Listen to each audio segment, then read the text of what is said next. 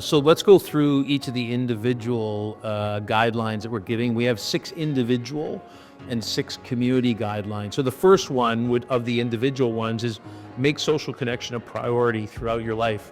It sounds like such a simple statement, but to me, when did the research start to show that social connection, is this is this post-pandemic that all of a sudden we've recognized that we need social connection?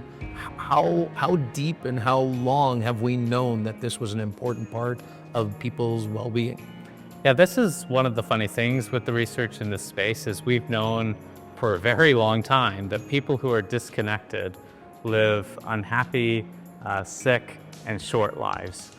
This dates back to early research from World War II amongst war widows. Wow. Bachelors from the 1800s, we saw that unmarried men would die earlier than married men. And so this is not a new science or something we've just now discovered in the wake of COVID-19, but it's something that decades of research has been building towards, but has largely been ignored by policy.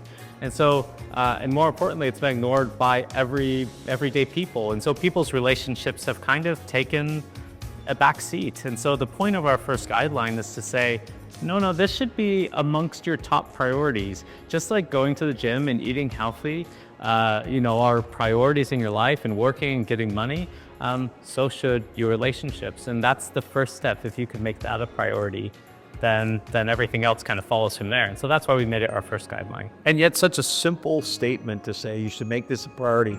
Why do you think it wasn't, Kiefer? Why do you think people didn't embrace it? So if we've known this for so long, was it too simple? I think most people on kind of an intuitive level know that their relationships are really healthy. We all know, those of us who are partnered or those of us parents or loved ones, we know that those relationships are important to us and shape our lives. I just don't think our culture has placed a big emphasis on social connection as a determinant of health, when in reality it's probably a much stronger determinant of health than many of the things we worry about, like GMOs and air pollution and obesity and sedentary living. All of those things kind of pale in order of magnitude in comparison to the effect of social connection on your health and well-being. And so people haven't really been, I think we're increasingly health conscious, but people haven't been conscious as to what really is shaping their health. And I think that's caused it to kind of take that back seat. So in this first guideline, you talk about how it can be a challenge for people. It can be a struggle for people to do this. Can you tell me a little bit about what does the research show, and what are the barriers to people connecting with other people? Yeah, loneliness is often described as this internal kind of unpleasant feeling, kind of like hunger and thirst, right? Nobody likes to go hungry, nobody wants to be thirsty, but it's meant to be a motivator to get you out and get connection. So it's not actually a bad thing, it's actually a good thing, because it's the thing that gets you to go out and connect.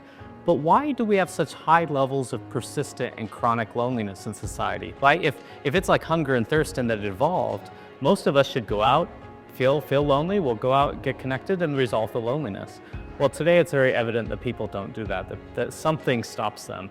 So we actually designed a study where we asked a bunch of people in interviews to list all the reasons that they were lonely, and then we grouped those all together, and then we administered in the Canadian Social Connection Survey a long list of what of these factors cause you to get less social connection than you want.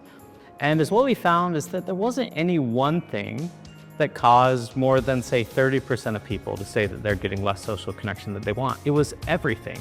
There was transportation issues, there was cost of living issues, there were all of these things that everybody who has trouble getting social connection knows as barriers.